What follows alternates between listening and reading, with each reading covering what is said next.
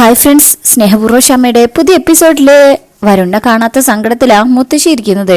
ചന്ദ്രശേഖരനും ഭാര്യയും കൂടെ സമാധാനിപ്പിക്കുന്നുണ്ടെങ്കിലും മുത്തശ്ശിക്ക് ഒരു സമാധാനമില്ല. കൽപ്പന പറയും, മുത്തശ്ശി പറയുന്നത് കാര്യമല്ലേ? പറഞ്ഞു വരുമ്പോ എന്താ, കണിമംഗലം വലിയ തറവാടാ. IPS-കാരെയും അതിനു മുകളിലുള്ളവരെയും ആര് വേണമെങ്കിലും വിളിക്കാം, ചൊൽപ്പടിക്ക് നിർത്താം. ഒരു കാര്യം ചെയ്യേ, ചെറിയച്ഛൻ DGP-യെ വിളിക്കേ, എന്നിട്ട് ലോക്കൽ പോലീസിന്റെ അന്വേഷണം നിർത്തി സീരിയസ് ആയിട്ട് അന്വേഷിക്കാൻ പറ. നമ്മുടെ ടെൻഷൻ മാത്രല്ല, അച്ഛനും അവനെ കാണണമെന്ന് ആഗ്രഹമില്ലേ? അപ്പോ ചന്ദ്രശേഖരൻ കൽപ്പനയെ നോക്കുമ്പോ കൽപ്പന ഇങ്ങനെ ചിരിക്കുക. മുത്തശ്ശി വരും, ചെല്ലു ചന്ദ്രശേഖര, സമയം വൈകും തോറും തലയ്ക്ക് കനം കൂടി വരിക. ഞാനിപ്പൊ തന്നെ വിളിക്കാന്ന് പറഞ്ഞ ചന്ദ്രശേഖരൻ ഫോൺ എടുത്തോണ്ട് പുറത്തേക്ക് പോവാ. എന്നിട്ട് വിളിക്കുന്നത് ഗൗതത്തിനെയാണ്. നീ എവിടെയുണ്ട്? ഞാൻ അവിടെ ഹോസ്പിറ്റലിൽ തന്നെ ഉണ്ടച്ചാ. ഇവിടുന്ന് ഇന്നലെ പോയതല്ലേ? നേരം വെളുത്ത് ഇത്രയും നേരെയായി. നിന്നെ ഏൽപ്പിച്ച കാര്യം എന്തായി? ഒബ്സർവേഷൻ റൂമിൽ കയറുന്നതിന് തടസ്സമൊന്നുമില്ല, പക്ഷെ വല്യമ്മ മുന്നിൽ നിൽക്കല്ലേ, അവരൊന്ന് കണ്ണടയ്ക്കുന്ന പോലും ഇല്ല നശിപ്പിക്കാനായിട്ട്. ചന്ദ്രശേഖരൻ പറയും, കാര്യങ്ങൾ കുറച്ചുകൂടി പ്രശ്നമാവാണ്. ഇപ്പോഴും നിനക്ക് ചെയ്യാൻ പറ്റില്ലെങ്കിൽ പിന്നത് ഒരിക്കലും നടക്കില്ല. ഇനി ഒന്നിനും പറ്റിയില്ലെങ്കിൽ ഡോക്ടർമാരുടെയോ അറ്റൻഡർമാരുടെയോ വേഷത്തിൽ കാര്യച്ചല്ലേ. ഗൗതം പറയും, ശരി അച്ഛൻ കോള് കട്ട് ചെയ്തോ, ഞാൻ കുറച്ചുകഴിഞ്ഞ് വിളിക്കാൻ നോക്കാം, എല്ലാം തീർത്തിട്ട് എന്ന് പറഞ്ഞ് ആ കോള് കട്ട് ചെയ്യാം. അതിനുശേഷം പിന്നീട് കാണിക്കുന്നത് രാധിക ഇങ്ങനെ ICUന്റെ മുന്നിൽ നിൽക്കുകയാണേ. പത്മിനി അമ്മയെ സിസ്റ്റർ കൂട്ടിക്കൊണ്ട് പോയിരിക്കുകയാണല്ലോ. അങ്ങനെ കുറെ സമയം നിൽക്കുമ്പോ രാധികയ്ക്ക് ദാഹം വരികയാണ്. അപ്പോ അവിടെ ഉണ്ടായിരുന്ന ഡ്രിങ്കിങ് വാട്ടർ എടുത്ത് ഇങ്ങനെ കുടിക്കുന്ന സമയത്തായിരിക്കും അങ്ങോട്ട് ഗൗതം വരിക. ഗൗതം രാധികയെ കണ്ടിട്ടില്ല. നോക്കുമ്പോ അവിടെ വല്യമ്മ ഇല്ലല്ലോ. അങ്ങനെ ICUന്റെ ഉള്ളിലേക്കൊക്കെ ഇങ്ങനെ തലയിട്ട് നോക്കുകയാണേ. ഇതേ സമയം രാധികയാണെങ്കിൽ മുത്തശ്ശിയുടെ മരുന്നിന്റെ ഷീട്ടുണ്ട്, അതും പിടിച്ചുകൊണ്ട് ആ വെള്ളം കുടിക്കുന്നത്. അതൊക്കെ ഇങ്ങനെ നോക്കിക്കൊണ്ടാ വെള്ളം കുടിക്കണേ. ഗൗതം ചുറ്റിലും നോക്കിയതിനു ശേഷം ആ മാസ്ക് എടുത്ത് ഇടാൻ തുടങ്ങുന്നത് കണ്ടുകൊണ്ടായിരിക്കും രാധിക തിരിയുന്നത്. ഇങ്ങനെ ചെയ്യുന്ന കാണുമ്പോ തന്നെ രാധിക അങ്ങ് ഞെട്ടും. ഗൗതം നോക്കുമ്പോഴേക്കും രാധിക തിരിഞ്ഞു നിൽക്കുക. ഗൗതം രാധികേനെ നോക്കുന്നുണ്ട്, പക്ഷെ മനസ്സിലായിട്ടില്ല. രാധിക പേടിച്ചോണ്ട് മുഖം കാണിക്കാതെ നിൽക്കുക. അങ്ങനെ മാസ്ക് ഇട്ട് കഴിഞ്ഞാൽ പിന്നെ ഗൗതം പതിയെ ICUന്റെ അകത്തേക്ക് കയറും. ഇങ്ങനെ ഡോർ തുറന്ന് കയറുന്നതൊക്കെ രാധിക കാണാം. രാധികയും ICUന്റെ ഉള്ളിലേക്ക് നോക്കിയതിനു ശേഷം ഡോർ തുറന്ന് ICUന്റെ അകത്തേക്ക് കയറും. അപ്പോഴേക്കും ഗൗതം പരമേശ്വരനെ കിടത്തിയിരിക്കുന്ന റൂമിലേക്ക് പോവാണ്. ശേഷം പതിയെ തലേണ എടുത്ത് മങ്ങി കിടക്കുന്ന പരമേശ്വരന്റെ മുഖത്തേക്ക് ഒരു പില്ല വെച്ച് അമർത്തണേ. പരമേശ്വരൻ വേദന കൊണ്ട് ശ്വാസം കിട്ടാതെ ഇങ്ങനെ പിടയ്ക്കണേ. ഈ കാഴ്ച കണ്ടായിരിക്കും രാധിക വരുന്നത്. ഏയ് എന്തീ കാണിക്കുന്നേ, വിട് എന്ന് പറഞ്ഞ് പിടിച്ചു വലിക്കാൻ ശ്രമിക്കുമ്പോ ഗൗതം മാറി നിക്കടി എന്ന് പറഞ്ഞ് കൈ തട്ടാണ്. എന്നാൽ രാധിക സർവ്വശക്തി ഉപയോഗിച്ച് ഗൗതത്തെ പിടിച്ചു വലിക്കും, വീണ്ടും തട്ടും. അവസാനം പിടിച്ചു വലിക്കുമ്പോ ഗൗതത്തിന് രാധികനെ തട്ടി മാറ്റാൻ പറ്റുന്നില്ല. അതില് ഗൗതം വേഗം അവിടെ ഇട്ടങ്ങോട്ട് ഓടും. രാധിക അച്ഛാ എന്ന് വിളിച്ചിട്ട് ഇങ്ങനെ നെഞ്ഞൊക്കെ ഒഴിഞ്ഞു കൊടുക്കണേ. ഡോക്ടർ, സിസ്റ്റർ എന്നൊക്കെ ഇങ്ങനെ മാറി മാറി വിളിക്കണേ. അപ്പോഴേക്കും അങ്ങോട്ട് വരുന്നത് പത്മിനി അമ്മയാണേ. അമ്മേ, പുറത്തേക്ക് ആരെങ്കിലും ഓടുന്നത് കണ്ടോ? ഞാൻ ശ്രദ്ധിച്ചില്ല. എന്താ മോളെ? രാധിക പറയും, ഞാൻ അടുത്തേക്ക് വരുമ്പോ ഒരാൾ അച്ഛനെ കൊല്ലാൻ ശ്രമിക്കായിരുന്നു. അത് കേൾക്കുന്ന അമ്മ അങ്ങ് ഞെട്ടും. എന്താ മോളി പറയുന്നത്? രാധിക പറയും, അതെ, അച്ഛന്റെ മുഖത്ത് തലേണ വെച്ച് അമർത്തി. ഞാൻ വന്ന് ചോദിച്ചപ്പോ എന്നെ തള്ളിയിട്ടിട്ടാ അയാൾ പോയത്. അമ്മ ഒന്നുകൂടെ പേടിക്കും. അച്ഛന്റെ അടുത്തേക്ക് നിൽക്കും. മോളെ, സിസ്റ്റർമാരെങ്കിലും വിളിക്കേ. അപ്പോഴേക്കും എന്താന്ന് ചോദിച്ച് സിസ്റ്റർ അങ്ങോട്ട് വരും. അമ്മ പറയും, ഈ കുട്ടി പറയുന്നു ഏട്ടനെ ആരോ കൊല്ലാൻ ശ്രമിച്ചുന്നേ. അത് കേൾക്കുന്ന സിസ്റ്റർ പറയും, ഇതിനകത്തേക്കോ? ഇങ്ങോട്ട് ആര് വരാനാ? രാധിക പറയും, അല്ല സിസ്റ്ററെ, ഞാൻ കണ്ടതാ. അയാളെ തലേണ വെച്ച് മുഖത്ത് അമർത്തി കൊല്ലാൻ ശ്രമിക്കായിരുന്നു. എന്നെ തള്ളിയിട്ടിട്ടാ പോയത്. അമ്മ പറയും, എന്തെങ്കിലും കുഴപ്പമുണ്ടോന്ന് നോക്ക് സിസ്റ്ററെ, ഡോക്ടറെ വിളിക്കേ. ഞാനൊന്ന് നോക്കട്ടെ എന്ന് പറഞ്ഞ് സിസ്റ്ററെ ആദ്യം ഒന്ന് അച്ഛനെ പരിശോധിക്കും. എന്നിട്ട് പറയും, വേറെ കുഴപ്പമൊന്നുമില്ല, ഞാൻ ഡോക്ടറെ ഇപ്പൊ വിളിപ്പിക്കാം. പിന്നെ ഈ കുട്ടി പറഞ്ഞ കാര്യം CCTV ചെക്ക് ചെയ്യാൻ ഞാൻ അവരോട് പറയാം. അങ്ങനെ എന്തെങ്കിലും സംഭവിച്ചിട്ടുണ്ടെങ്കിൽ വേണ്ട നടപടികൾ എടുക്കാം. തൽക്കാലം നിങ്ങൾ പുറത്തേക്ക് നിന്നോളൂ. അമ്മയ്ക്കും കുഴപ്പമില്ലല്ലോ സിസ്റ്ററെ, ധൈര്യമായിട്ട് പോയിക്കോളൂ എന്ന് പറയുമ്പോ രാധിക മുത്തശ്ശിയുടെ മരുന്നിന്റെ ആ ഷീട്ടൊക്കെ താഴെ വീണ് പോയിണ്ടായിരുന്നു. അതൊക്കെ എടുത്ത് അമ്മയെ കൂട്ടി അവിടുന്ന് പോവാ. അങ്ങനെ പുറത്തെത്തിക്കഴിഞ്ഞാൽ രാധിക പറയും, ഞാനൊരു കാര്യം പറഞ്ഞോട്ടെ, അദ്ദേഹത്തെ ആക്രമിക്കാൻ ശ്രമിച്ച ആളെ ഞാൻ കണ്ടിരുന്നു. ഞാൻ അറിയുന്ന ആളാ. അമ്മയ്ക്കും ആരാ? രാധിക പറയും, നിങ്ങളുടെ വീട്ടിലുള്ള ഗൗതം. അത് കേൾക്കുന്ന അമ്മ അങ്ങ് ഞെട്ടും. അങ്ങനെ രാധിക പറയും, അകത്തേക്ക് കയറുന്നത് ആരാന്ന് നോക്കിയപ്പോ അയാളുടെ മുഖം ഞാൻ വ്യക്തമായിട്ട് കണ്ടതാ. അപ്പോഴേക്കും അയാൾ മാസ്ക് എടുത്തിട്ടു.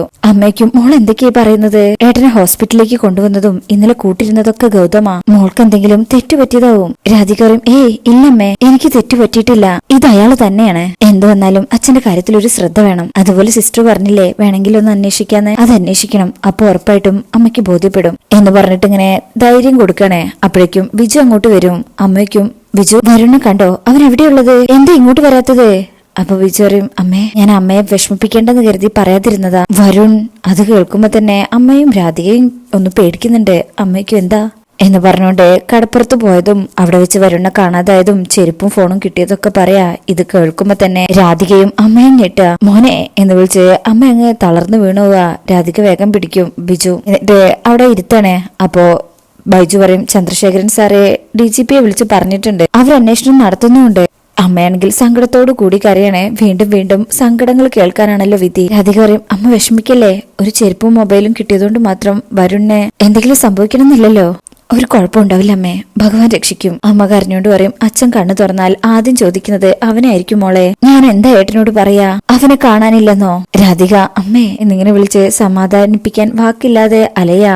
അപ്പോഴേക്കും സിസ്റ്റർ വന്നിട്ട് കണ്ണു തുറന്നു എന്ന് പറയും. നിങ്ങൾ അന്വേഷിക്കുന്നുണ്ട് എന്ന് പറഞ്ഞ് സിസ്റ്റർ പോകുമ്പോ അമ്മ പറയും ഇത്രയും നേരം ഏട്ടൻ കണ്ണു തുറക്കണേന്നാ പ്രാർത്ഥിച്ചുകൊണ്ടിരുന്നത്. പക്ഷെ എനിക്ക് പറ്റില്ല ഏട്ടന്റെ മുന്നിൽ ചെന്ന് നിൽക്കാൻ, എനിക്കെന്നെ നിയന്ത്രിക്കാൻ പറ്റുന്നില്ല മോളെ എന്ന് പറഞ്ഞ് പൊട്ടിക്കരയാ. രാധിക പറയും പറ്റണം, കുറച്ചു മുമ്പ് അമ്മ സങ്കടങ്ങൾ ദൈവം തരുന്നതിനെ കുറിച്ച് പറഞ്ഞില്ലേ, ഇത് അതിനൊരു പരിഹാരമല്ലേ? കുറച്ചു കഴിയുമ്പോ വരുണിനെ കുറിച്ച് നല്ല വാർത്ത വരും. ബിജുവും പറയും അമ്മ ചെന്നൊന്ന് കാണാൻ. അങ്ങനെ രാധിക അമ്മയെ കൂട്ടി ഐസിന്റെ അകത്തേക്ക് പോവാ.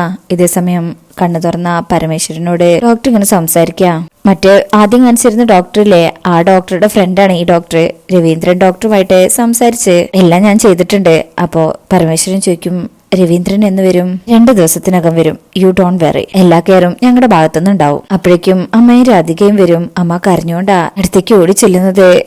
ചേർത്ത് കെട്ടിപ്പിടിച്ച് നെറ്റിയിൽ ഒരു ഉമ്മയൊക്കെ കൊടുക്കും. എന്താടോ ഇത്, ആപത്തിൽ കിടന്ന ഒരാൾ കണ്ണ് തുറക്കുമ്പോ കരയാണോ? ഡോക്ടർ പറയും വിഷമിപ്പിക്കണ്ട കേട്ടോ, കുറച്ച് സമയം കഴിഞ്ഞാലേ പഴയ കണ്ടീഷനിലേക്കാവും, ഓക്കെ എന്ന് പറഞ്ഞ് ഡോക്ടർ അവിടുന്ന് പോവും. അമ്മയപ്പോ കരച്ചിലൊക്കെ മാറ്റി ചിരിക്കുന്നുണ്ട്. അങ്ങനെ അച്ഛൻ രാധികയോടേക്കും മോള് മുത്തശ്ശിയെ ഡോക്ടറെ കാണിക്കാൻ വന്നതാ, അപ്പോഴാ അമ്മ നിൽക്കുന്നത് കണ്ടത്, കാര്യങ്ങളൊക്കെ അറിഞ്ഞതും. അച്ഛൻ പറയും പത്മിനി എന്തായാലും പോവാനുള്ള സമയം ആയില്ലെന്ന് തോന്നുന്നു. അമ്മ പറയും ഒന്നും മിണ്ടാതിരിക്കോ, ആവശ്യമില്ലാത്തത് പറയാതെ. കേട്ടോ മോളെ, ഇവൾക്കൊക്കെ എന്താ വേണ്ടതെന്ന് അറിയോ? ഒരു ചെറിയ അസുഖം വന്നാ നമ്മൾ അതേക്കുറിച്ച് പെരുപ്പിച്ച് പറയണം. എന്നെ കൊണ്ട് അത് പറ്റിയില്ല.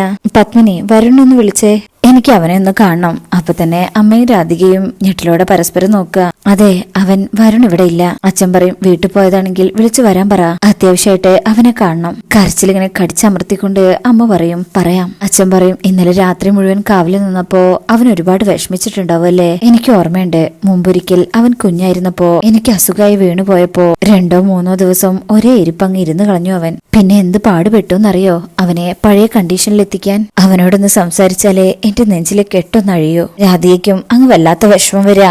അങ്ങനെ നിൽക്കുമ്പോഴേക്കും ഡോക്ടർ വീണ്ടും വരും. ഇനി കൂടുതൽ സംസാരിപ്പിക്കണ്ട, ഇത്ര മതി, ബാക്കി പിന്നെ ആവാം. പരമേശ്വരൻ പറയും ഞാനിപ്പോ നിങ്ങളുടെ തടവറയിലാ. ഡോക്ടർ പറയുന്നത് അനുസരിക്കാതെ വേറെ നിവർത്തിയില്ലല്ലോ. പക്ഷേ എന്റെ മോൻ വരുമ്പോ എന്റെ അടുത്തേക്ക് വിട്ടേക്കണം, ആ ഒരു റിക്വസ്റ്റേ ഉള്ളൂ. ഡോക്ടർ പറയും ഇറ്റ്സ് ഓക്കെ, നിങ്ങൾ പുറത്തേക്ക് നിന്നോളൂ എന്ന് പറയുമ്പോ അമ്മ അച്ഛനെ വീണ്ടും ഇങ്ങനെ തലയൊടിക്കൊണ്ട് ഇങ്ങനെ നിൽക്കുമ്പോ രാധിക വാ അമ്മയെന്ന് പറഞ്ഞ് കൂട്ടിക്കൊണ്ടു പോവാ. ഒരു കാര്യത്തിൽ സമാധാനമായപ്പോ വരുണിനെ കാണാത്ത ടെൻഷനിലാണ് അമ്മ രാധികയും. അങ്ങനെ അത് കഴിഞ്ഞ് ഡോക്ടർ വന്നിട്ട് വയ്ക്കും എക്സ്ക്യൂസ് മീ, ഈ മകൻ എന്താ വരാത്തത്, എന്തെങ്കിലും പ്രശ്നമുണ്ടോ? കണ്ണു തുറന്ന ആദ്യത്തെ നിമിഷം തന്നെ അദ്ദേഹം വരുണിന്റെ പേരാ പറഞ്ഞത്. വരുൺ വന്നാ നന്നായിരിക്കും, എത്രയും പെട്ടെന്ന് ആരോഗ്യനില പൂർണ്ണസ്ഥിതിയിലേക്ക് എത്തിക്കാൻ അത് ഉപകാരമാവുന്ന എനിക്ക് തോന്നുന്നത്. അമ്മ ഒന്നും പറയുന്നില്ല. രാധികയും അത്രയും പറഞ്ഞ് ഡോക്ടർ പോയി കഴിഞ്ഞാൽ അമ്മ അങ്ങ് കരയാൻ തുടങ്ങാ. അമ്മയ്ക്കും ഞാൻ എന്താ ചെയ്യാൻ മോളെ, എനിക്കറിയാം വരുണിനെ കണ്ട അദ്ദേഹത്തിന്റെ അസുഖം പൂർണ്ണമായിട്ട് മാറും. പക്ഷേ അച്ഛന്റെ അടുത്ത് അവനുണ്ടായിരുന്നെങ്കിൽ എനിക്ക് ഇത്രയും ടെൻഷനും വരില്ലായിരുന്നു. രാധികയും അമ്മയുടെ മുന്നിൽ നിന്ന് കരയാൻ പറ്റാതെ നെഞ്ചു നേറിക്കൊണ്ടാ നിൽക്കുന്നത്. അമ്മേ ഞാൻ ഉറപ്പു പറയാം, അമ്മയുടെ വരുണിനൊന്നും സംഭവിക്കില്ല. ഞാൻ വിശ്വസിക്കുന്ന കൃഷ്ണന്റെ സഹായത്തോടെ വരുണിനെ എവിടെയായാലും കണ്ടെത്തി അമ്മയുടെ അടുത്ത് കൊണ്ടെത്തിക്കാൻ എന്നെ കൊണ്ട് പറ്റും. മോളെ എന്ന് വിളിക്കുമ്പോൾ രാധിക പറയും അതെ അമ്മേ, ഇത്രയും നല്ല മനസ്സുള്ള അച്ഛനെയും അമ്മയെയും ദൈവം കഷ്ടപ്പെടുത്തില്ല, വിശ്വസിക്കാം. ഇതൊക്കെ അമ്മയെ ഒരുപാട് ആശ്വസിപ്പിക്കുന്നുണ്ട്. അമ്മയുടെ മുന്നിലെ കരയാതെ നിൽക്കുകയാണ് രാധിക. ശേഷം പത്മിനി രാധികയെ കെട്ടിപ്പിടിക്കുമ്പോ രാധിക ചേർത്ത് പിടിക്കുക. അതിനുശേഷം പിന്നീട് കാണിക്കുന്നത് ദേവനാരായണൻ തിരുമേനി പ്രിയനെ കൂട്ടി വന്നിരിക്കുകയാണേ. ഡോറ് തുറക്കാൻ നോക്കുമ്പോ അവർ ഹോസ്പിറ്റലിൽ പോയിരിക്കുകയാണല്ലോ. വീട് അടച്ചു പൂട്ടിയിട്ട് ഇവരിതെവിടെ പോയിരിക്കുക എന്നൊക്കെ ഇങ്ങനെ ഒരു ദേഷ്യത്തിന്റെ പുറത്ത് പറയാ. അപ്പോഴേക്കും ഓട്ടോയില് മുത്തശ്ശിയും എല്ലാരും വരിക. ഓട്ടോന്ന് ഇറങ്ങി മുത്തശ്ശിയുടെ തല കെട്ടിയത് കാണുമ്പോ പ്രിയയും തിരുമേനിയും ഞെട്ടു. തിരുമേനിയുടെ കൂടെ പ്രിയനെ കാണുമ്പോ ഇവരും അമ്മേ എന്ത് പറ്റി അമ്മയ്ക്ക് എന്ന് വെച്ച് അച്ഛൻ ഓടിച്ചെല്ലും. ഞങ്ങൾ എല്ലാരും കൂടെ എങ്ങോട്ട് പോയിരിക്കായിരുന്നു? അമ്മ പടിയിൽ തട്ടിയൊന്ന് വീണു, തലയിടിച്ചു. ഞാൻ ദേവേട്ടനെ കുറെ വിളിച്ചു, കിട്ടിയില്ല, ആശുപത്രിയിൽ പോയി വരുന്ന വഴിയാ എന്നൊക്കെ പറയുമ്പോ അച്ഛൻ കാര്യങ്ങൾ തിരക്കുക. എന്തു പറ്റിയമ്മേ, വേദന വല്ലതും? അപ്പൊ മുത്തശ്ശേരും വേദനിപ്പിക്കാനുള്ളവർ കൂടെ തന്നെ ഉണ്ടല്ലോ എന്ന് രാധികയെ ഉദ്ദേശിച്ചു പറയാ. അങ്ങനെ യശോദമ്മയ്ക്കും അല്ല മോളെപ്പോഴെത്തിയേ? പ്രിയ ഒന്നും പറയാതെ തല താഴ്ത്തി നിൽക്കുക. അച്ഛൻ പറയും താൻ വാതിലോർക്കുക. അമ്മയും രാധികയെ അവിടുന്ന് പോവും. മുത്തശ്ശി ഇങ്ങനെ ഒരു പേടിയോടെ നിൽക്കുക. ദേവാ എന്താ കാര്യം, ഇവളെന്തിനാ ഇങ്ങനെ മിണ്ടാതെ നിൽക്കുന്നേ? തിരുമേനി പറയും മിണ്ടാനാവില്ല, ഇനി ഇവൾക്ക് മാത്രമല്ല നമുക്ക് ആർക്കും മിണ്ടാനാവില്ല, അമ്മ അകത്തേക്ക് വന്നേ എന്ന് പറഞ്ഞ് തിരുമേനിയും പോവും. അപ്പൊ മുത്തശ്ശിക്കും എന്താ എന്താ മോളെ പ്രിയ വീണ്ടും മിണ്ടാതെ നിൽക്കുക, വാ അകത്തേക്ക് എന്ന് പറഞ്ഞ മുത്തശ്ശി അകത്തേക്ക് കൂട്ടിക്കൊണ്ടുവരിക. എല്ലാരും ഹോളിൽ തന്നെ ഉണ്ട്. പ്രിയനെ കുട്ടി മുത്തശ്ശി വരുമ്പോ തിരുമേനി പറയും, ആർക്കാ എന്താ സംശയം എന്ന് വെച്ചാൽ ഇവളോട് തന്നെ ചോദിക്കാം. അത്രയും വലിയൊരു തറവാട്ടിലേക്ക് കെട്ടിച്ചയക്കുമ്പോ ഇവളെ കുറിച്ച് നമുക്കൊരു പേടി ഉണ്ടായിരുന്നില്ലേ യശോദേ, അതെല്ലാം ഫലിച്ചിരിക്കുന്നു. ഇത് കേൾക്കുമ്പോ അവർക്ക് മനസ്സിലാവുന്നില്ല. തിരുമേനി പറയും, എന്നെ അവരങ്ങോട്ട് വിളിപ്പിച്ചതാ എന്റെ കൂടെ പറഞ്ഞു വിടാൻ. ഇത് കേൾക്കുന്ന മുത്തശ്ശി ഞെട്ടും. എല്ലാവരും മുത്തശ്ശി ചോദിക്കും, ഇറക്കി വിടെ, എന്ത് കാരണത്തിന്? യശോദയും ചോദിക്കും, എന്താ ദേവേട്ട, എന്താ ഉണ്ടായത്? തിരുമേനി പറയും, പറഞ്ഞാൽ അറയ്ക്കും. പാതിരാത്രി കണിമംഗലത്ത് നിന്ന് ഇറങ്ങി പോരാൻ തീരുമാനിച്ചു. നമ്മുടെ മോള് വെറുതെ അങ്ങ് പോരാൻ തീരുമാനിച്ചതല്ല. കണിമംഗലത്തുകാർ കൊടുത്ത പൊന്നും ആഭരണങ്ങളൊക്കെ ബാഗിലാക്കി രക്ഷപ്പെടാൻ ശ്രമിച്ചു. ഇതോടെ കേൾക്കുമ്പോ എല്ലാവരും ഞെട്ടാണ്. പ്രിയാണെങ്കിൽ ഒരക്ഷരം മിണ്ടാതെ നിൽക്കുക. പെരും കളിന്നാ അവരുടെയൊക്കെ വിശേഷണം. അമ്മ ഛേ എന്ന് പറഞ്ഞ് ദേഷ്യത്തിൽ നോക്കുക. രാധികയ്ക്കും നല്ല ദേഷ്യം വരുന്നുണ്ട്. മുത്തശ്ശിയാണെങ്കിൽ ഇതെല്ലാം കേട്ട് ഞെട്ടലോടെ പ്രിയനെ ഇങ്ങനെ നോക്കുന്നത് കാണിച്ചുകൊണ്ടാ ഈ ഭാഗം കഴിയുന്നത്. ഇതിന്റെ അടുത്ത പ്രൊമോ വന്നിട്ടുണ്ട്. അതിലുള്ളത് വരുണിനെ കാണാത്ത കാര്യം സൂര്യയോട് പറഞ്ഞിട്ടുണ്ടായിരുന്നില്ല. മുത്തശ്ശി പിന്നെയാ പറയുന്നത്. എന്തിനാ മറച്ചു വെച്ചെന്ന് നോക്കുമ്പോ മുത്തശ്ശി പറയും, വരുണിന്റെ കാര്യം അറിഞ്ഞ നീ വിഷമിക്കുമെന്ന് ഇവിടെ എല്ലാവർക്കും അറിയാം. സൂര്യ പറയും, ആദ്യമൊക്കെ ഞാൻ കരുതിയത് കൽപ്പന മാത്ര എന്നെ അവഗണിക്കുന്നെന്നാ.